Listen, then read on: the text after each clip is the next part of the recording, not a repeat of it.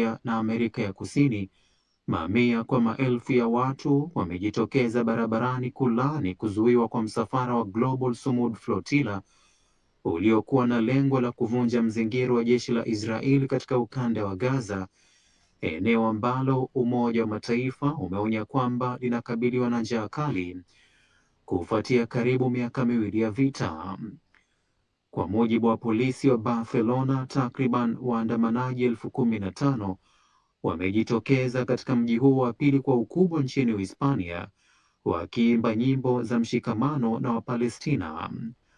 Polisi wa kupambana na ghasia wamelazimika kuwatawanya baadhi ya waandamanaji waliokuwa wakijaribu kuvuka vizuizi wakitumia virungu na kuwalazimisha kurudi nyuma. Moscow. Rais wa Urusi Vladimir Putin ameionya Marekani kuhusu uwezekano wa kuongezeka kwa mzozo kati ya Moscow na Kiev endapo Marekani itaikabidhi Ukraine makombora ya masafa marefu aina ya Tomahawk.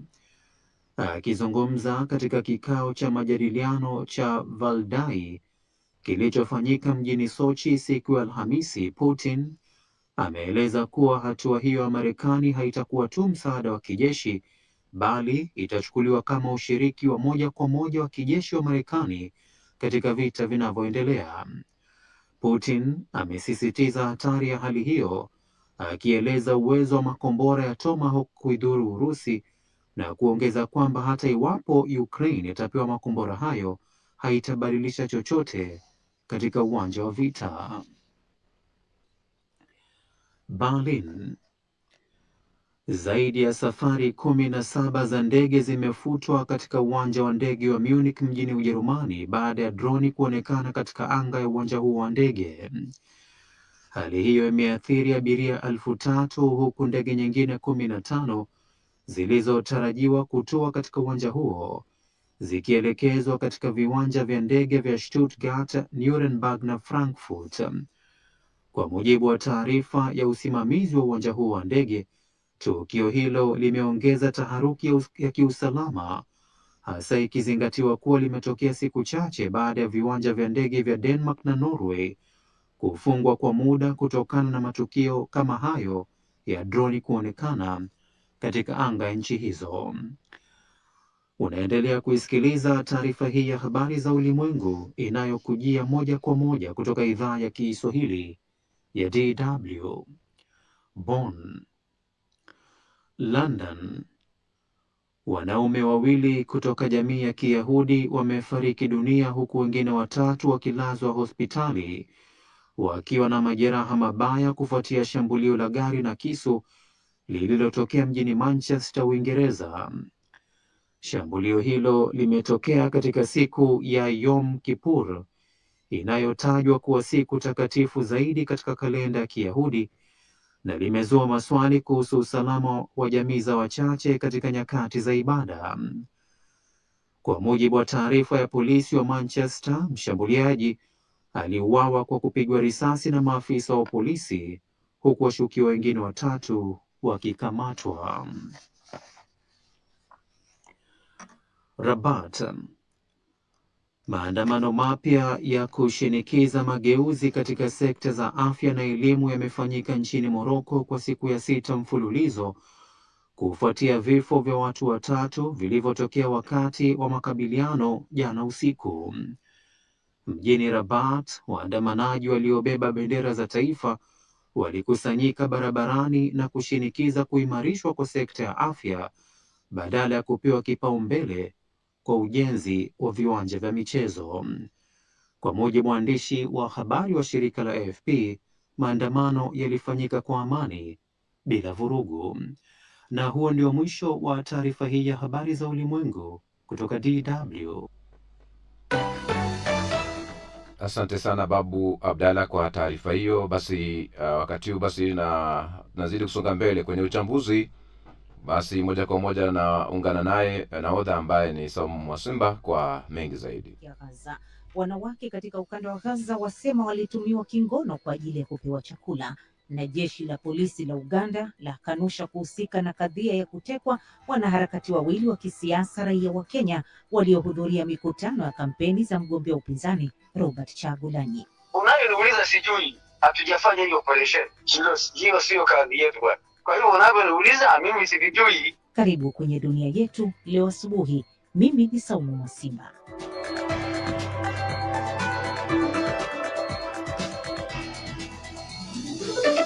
Na tuanzie uchambuzi wetu na huko Mashariki ya Kati. Ofisi ya haki za binadamu ya Umoja wa Mataifa imeikosoa hatua ya Israeli ya kuzikamata meli za wanaharakati wa kimataifa waliokuwa wakipeleka msaada Gaza, ikisema kukamatwa kwenye eneo la bahari la kimataifa meli hizo ni hatua nyingine ya Israeli ya kukiuka sheria katika ukanda wa Gaza. Israel imeendelea kukosolewa kufuatia kisa hicho, kama anavyoarifu Babu Abdallah.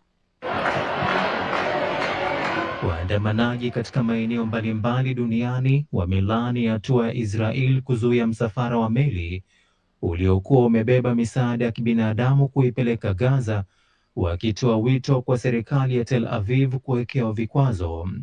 Kuanzia Ulaya, Australia na Amerika ya Kusini, mamia kwa maelfu ya waandamanaji wamejitokeza barabarani kulaani kuzuiwa kwa msafara wa Global Sumud Flotilla uliokuwa na lengo la kuvunja mzingiro wa jeshi la Israel katika ukanda wa Gaza, eneo ambalo Umoja wa Mataifa umeonya kwamba linakabiliwa na njaa kali kufuatia karibu miaka miwili ya vita.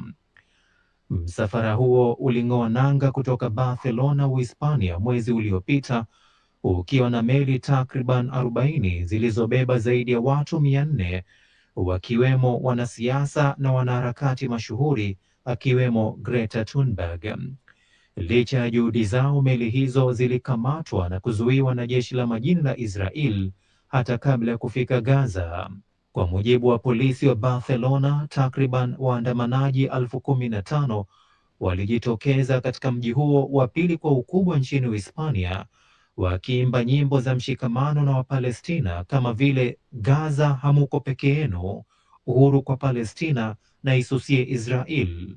Polisi wa kupambana na ghasia walilazimika kuwatawanya baadhi ya waandamanaji waliokuwa wakijaribu kuvuka vizuizi, wakitumia virungu na kuwalazimisha kurudi nyuma.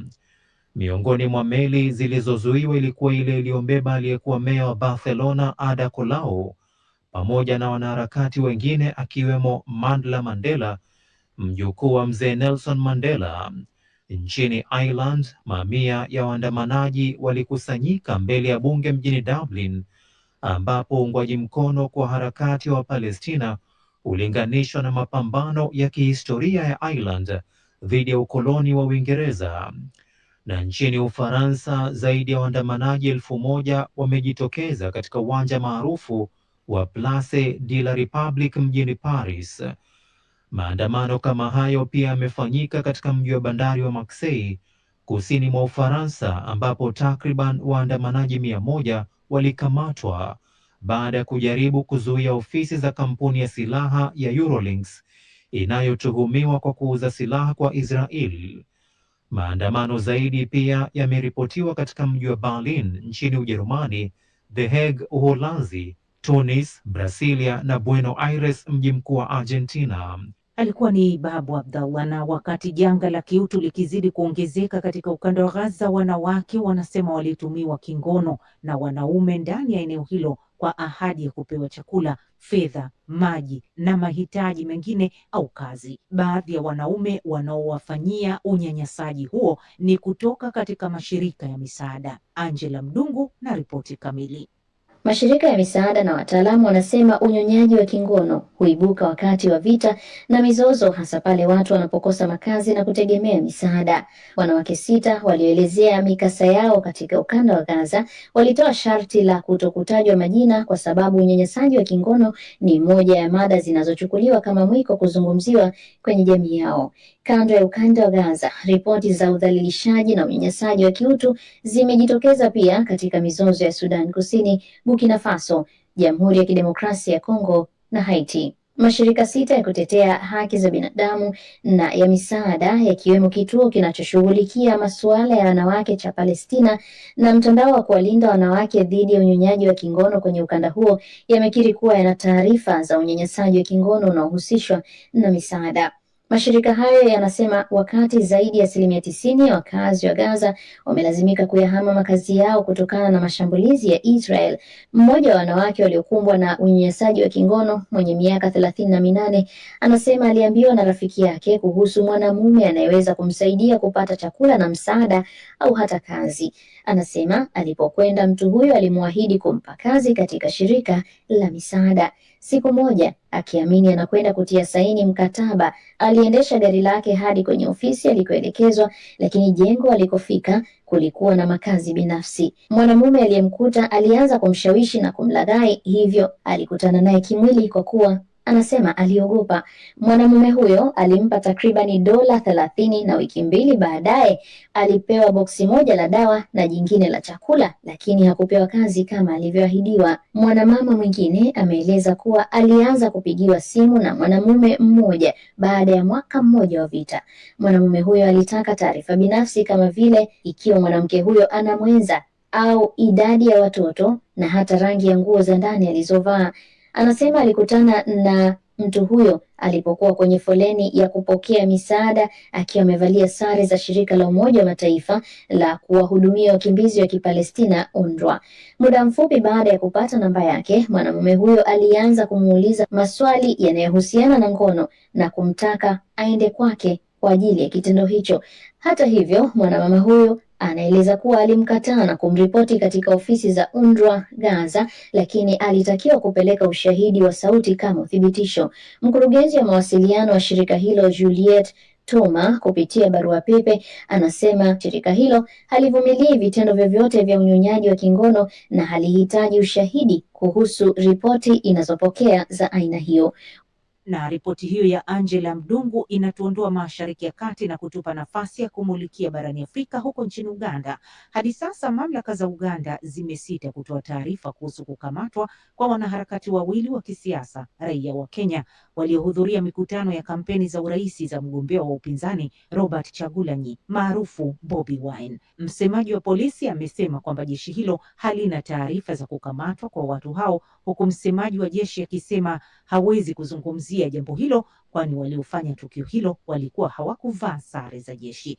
Hofu imeongezeka kuhusu waliko wanaharakati hao. Lubega Emmanuel anaripoti zaidi. Kulingana na mwenzao mmoja aliyesimulia mkasa huo, wanaharakati hao walivamiwa kwenye kituo cha mafuta katika mtaa wa Kireka nje kidogo ya mji wa Kampala siku ya Jumatano alasiri, na watu waliojihami kwa bunduki wakawapandisha kwenye gari na kutoweka nao. Muda mfupi baada yao kutoweka, simu zao zilizimwa na imekuwa vigumu kubaini waliko wala hali walionayo. Raia hao wawili wa Kenya ambao ni wanaharakati kutoka Free Kenya Movement ni Bob Njagi na Nicholas Oyo waliohudhuria mikutano ya kampeni za Bobi Wine anayegombea kiti cha urais kwa tiketi ya chama cha NUP na ndiye anayetarajiwa kuleta ushindani mkali dhidi ya Rais Museveni katika uchaguzi ujao mwakani. Kupitia ukurasa wake wa X, Bobi Wine amelaani tukio hilo akisema ni kielelezo kuwa utawala wa sasa hauko tayari kuona watu walio na mawazo sawa ya kisiasa Afrika Mashariki wakishirikiana. Msemaji wa polisi Kituma Rusoke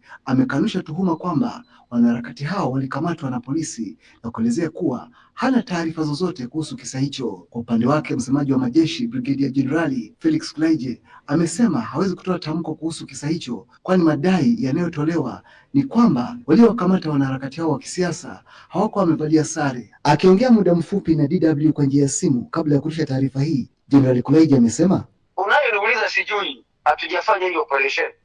Hiyo sio kazi yetu bwana. Kwa hiyo unavyoniuliza mimi sivijui. Amemtaka kiongozi wa upinzani Bobi Wine atoe ushahidi kama kweli watu hao walikamatwa. Matukio ya kuwakamata wanaharakati wa kigeni na wanasiasa wa upinzani miongoni mwa mataifa ya Afrika Mashariki yameshuhudiwa katika kipindi cha mwaka mmoja. Mwezi Novemba mwaka 2013, mwanasiasa maarufu wa Uganda Dr. Kizza Besigye alitekwa kutoka Nairobi na kufikishwa katika mahakama ya jeshi Uganda. Mwaka jana, wanaharakati kadhaa kutoka Kenya na Uganda walikamatwa Tanzania walipokwenda kuhudhuria kesi ya mwanasiasa wa upinzani Tundu Lissu. Walidai kukiukwa haki zao za kibinadamu na baadaye kuvushwa mipaka na kurudishwa kwenye nchi zao. Kulingana na kiongozi wa kundi la haki za binadamu Kenya lijulikanalo kama Vocal Africa, Hussein Khalid, mwenendo huu ni kielelezo kwamba tawala za mataifa ya Afrika Mashariki zinashirikiana katika kukandamiza upinzani.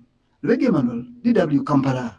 Wakati dunia ikiendelea kupiga hatua ya kuachana na matumizi ya nishati inayozalishwa kwa kutumia mafuta, utajiri wa maliasili ya madini muhimu barani Afrika huenda sasa yakapata umuhimu mkubwa na hivyo kuleta mapinduzi katika uchumi na mustakabali wa maendeleo endelevu barani humo. Ongezeko la teknolojia ya utengenezaji wa ndege zisizo na rubani, roboti za aina mbalimbali na matumizi mengine vinaifanya Afrika kuwa katika wakati mwafaka wa kuamua mustakabali wake. Kwa taarifa kamili, huyu hapa Silvanus Karimera.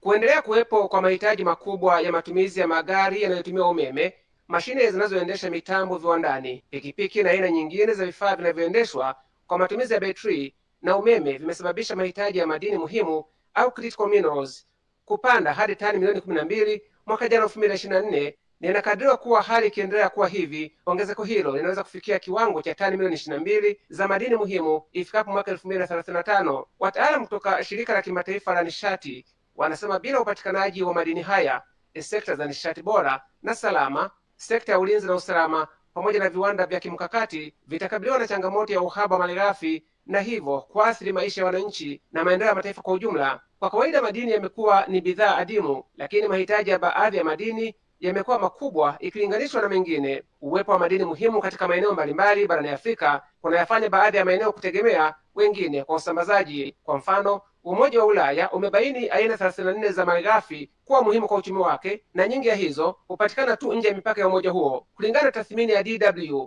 karibu 70% ya madini yote ya platinum duniani, na ambayo ni chuma kinachotumika katika seli za mafuta na vifaa vya kidijitali kama vile diski za kompyuta, huzalishwa Afrika Kusini. Jamhuri ya Kidemokrasia ya Kongo ina uzalishaji wa karibu kiasi hicho cha cobalt kinachotumika kwenye betri za magari ya umeme na kuhifadhi nishati ya jua. Hata hivyo, mkurugenzi wa asasi inayotetea rasilimali za kitaifa na mwanasheria ya kitaaluma nchini Kongo, Jimmy Mungureke, anasema utajiri wa rasilimali hizi unaweza kulisaidia bara la Afrika endapo tu serikali zitaamua kuwa makini.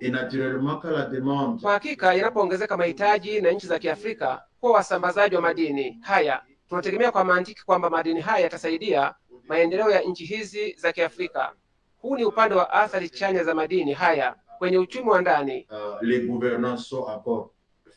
Takwimu za shirika la fedha ulimwenguni IMF zinasema kwamba madini muhimu yakitumiwa vizuri yanaweza kuinua pato la ndani kwa mataifa ya kusini mwa jangwa la Sahara kwa 12% ndani ya kipindi cha miaka 25 ijayo. Hata hivyo, uchimbaji wa madini haya umeyafanya maeneo mengi kubadilika, mengine kuwa miji isiyo na mipango safi, lakini pia mengine kusababisha migogoro ya kijamii. Sylvain Ilunga ni mkuu wa tume inayoratibu shughuli za kuwahamisha wananchi katika maeneo ya machimbo kutoka eneo la Kolwezi kusini mwa Kongo.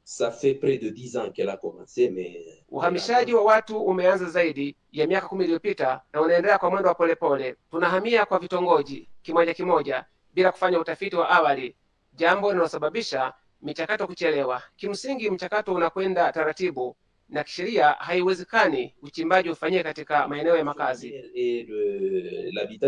Mnamo mwaka 2024, shirika la Umoja wa Mataifa la biashara na maendeleo UNCTAD lilikadiria kwamba nchi za Afrika zilikuwa zinapata takribani 40% tu ya mapato ambayo zinaweza kufikiwa kutoka uchimbaji wa madini muhimu. Na Ujerumani inaadhimisha leo miaka 35 tangu zilizokuwa Ujerumani Mashariki na Magharibi zilipoungana na kuwa nchi moja tena. Hata hivyo, bado tofauti zinaonekana kati ya sehemu hizo mbili, hata miongoni mwa watu waliozaliwa baada ya muungano. Kamishna mpya kwa ajili ya Ujerumani Mashariki anajaribu kufafanua sababu ya kuendelea kwa mgawanyiko huo katika ripoti hii inayosoma studioni na Daniel Gakuba.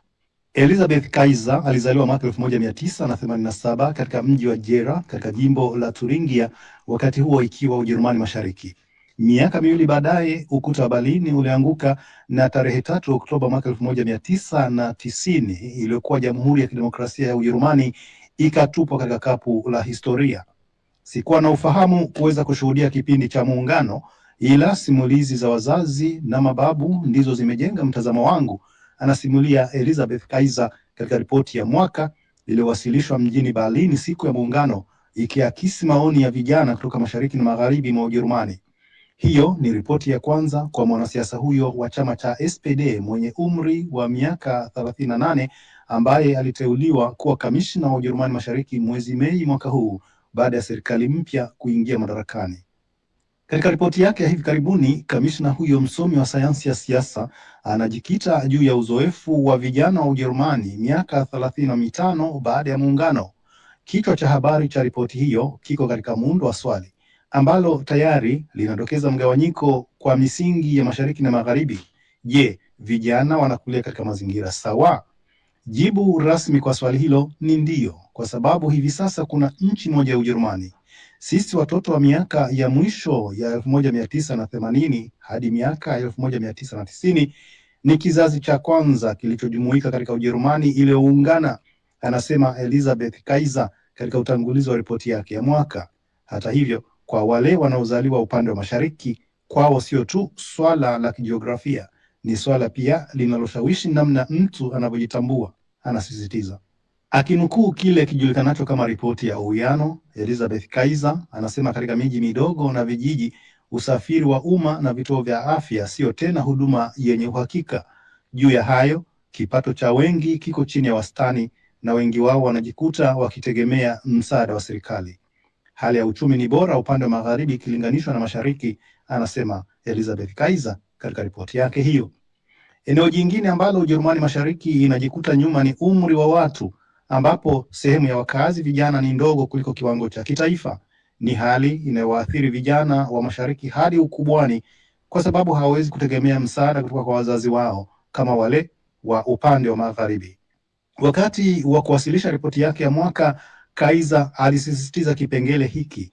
Hadi leo vijana wa mashariki wamekuwa katika hali ya kutotendewa haki kwa sababu mali hurithishwa kutoka kizazi kimoja hadi kingine. Tofauti hizi kubwa zinamkera kamishna huyu wa serikali anayehusika na masuala ya mashariki.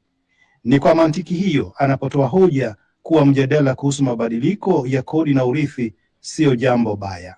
Kaiser anarejelea mapendekezo yaliyotolewa na wataalamu wa taasisi ya utafiti wa kiuchumi ya Ujerumani miaka michache iliyopita kwamba serikali inapaswa kuwapa vijana wote watu wazima euro 20,000 kama urithi wa msingi wenye matumizi maalumu.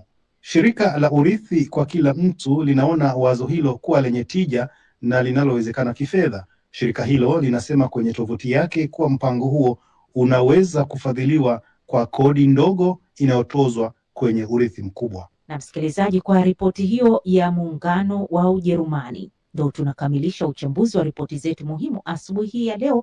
Endelea kuwa nasi.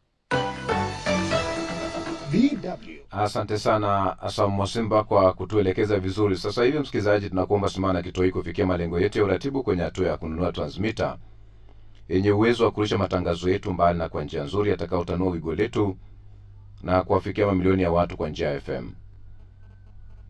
Wasilisha mchango wako kupitia paybill namba ni 625625, account namba ni 012450 85217800, au till namba ni 4561468 kupitia mitandao yote ya kurusha pesa. Hii ni idhaa ya Kiswahili ya Radio 14 Africa. Mambo yetu, safari yetu, maisha yetu, tamaduni wetu na imani yetu. Sikiliza idhaa hii kwa vipindi bora, matangazo yenye tija, vile vile ukweli na burudani. Tupokee makala ya siku ya leo. Harufu ya manukato ya udi na mawaridi inakukaribisha. Ukumbi wa Noble mjini Mombasa unang'aa kwa mapambo ya samawati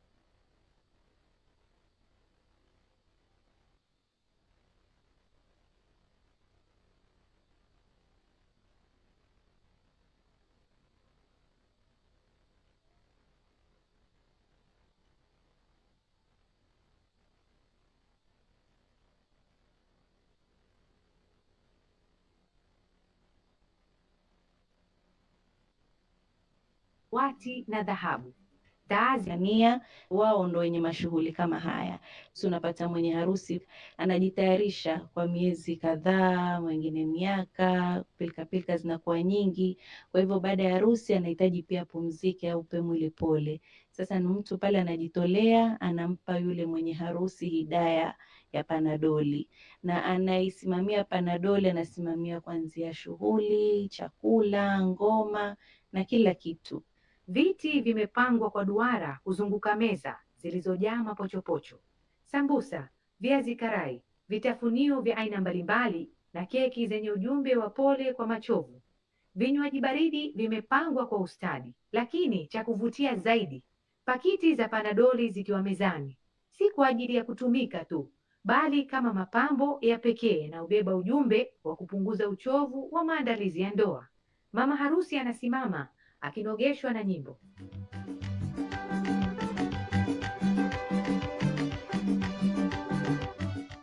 Wanawake wanamsindikiza kwa makofi na vigelegele. Kisha zawadi huanza kumiminika. Sana sana kwenye sherehe ya Panadol Party huwa hakuna mambo mengi, hakuna mazungumzo kama harusi za kawaida. La, hapa sana ni kula, kuteza na kumtuza yule mwenye harusi. Sasa kwenye hii Panadoli, ndio maana ikaitwa Panadoli. Badala ya Panadoli ya kunywa na maji, sisi tunajua massage pia ni zaidi ya Panadoli, singo pia ni zaidi ya Panadoli. Sasa anapata kupewa zawadi kama hizo, wenye kumpa mapeni, wenye kumpa bouquet ambayo imetiwa mapanadoli, imetiwa marob, ino, manake pale ankula biriani tele, amekula nini hivi tele. Kwa hivyo akishakula panadoli zake alizoletewa, ashapakwa maroburobu hayo, atakuja sasa singwe, vocha ataitumia vizuri. Lakini huku shamra zikishamiri, mjadala pia unazuka. Je, Panadol Party ni ubunifu wa pwani unaonyesha mabadiliko ya nyakati au ni kuiga tamaduni za nje? Kwa wengine, hii ni sherehe yenye ucheshi na ubunifu inayoongeza shauku katika maisha ya kijamii.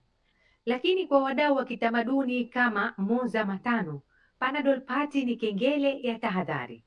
Anasisitiza kuwa mila na desturi za Waswahili ndizo nguzo kuu za utambulisho na hazipaswi kupotea katikati ya mitindo mipya inayochipuka. Sioni umuhimu wote wa hii sherehe ya Panadoli. Kuna watu wengine wanaichukulia kama mahali ya kuenda kwa starehe. Watakula miraa, wengine wanakula weed cookies, wengine wanavuta bangi, ambayo si nzuri. Culture yetu inaharibika. Harusi ikiisha, bibi harusi, bwana harusi waendelee na maisha yao. Harusi imeisha kwa salama, maharusi waende zao kwa salama. Muombeni dua. Katika makala ya utamaduni na sanaa, tumeangazia sherehe mpya inayovuma Mombasa, maarufu kama Panadol Party. Tupatane tena panapo majaliwa wakati mwingine. Mimi ni Fathia Omar. Kwaheri ya kuonana. Asante sana Fathia Omar kwa wakati huu basi kuweza kutupatia makala ya siku ya leo. Hii ni idhaa ya Kiswahili ya Radio 14 Africa, ambapo matangazo ya asubuhi hushirikiana na shirika la DW. Wakati huu basi ni wakati mwafaka, msikilizaji, wa kupokea kiziba mkonga kabla ya kuingia kwenye kipindi cha Good Morning Africa.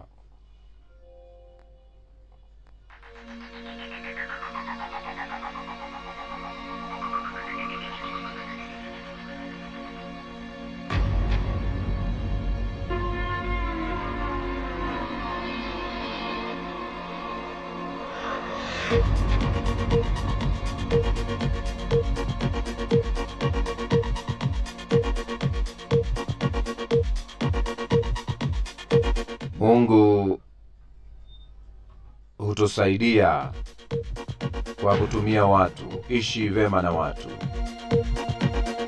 Mungu hutusaidia kwa kutumia watu. Ishi vema na watu. Na hicho ndicho kiziba mkonga cha sasa.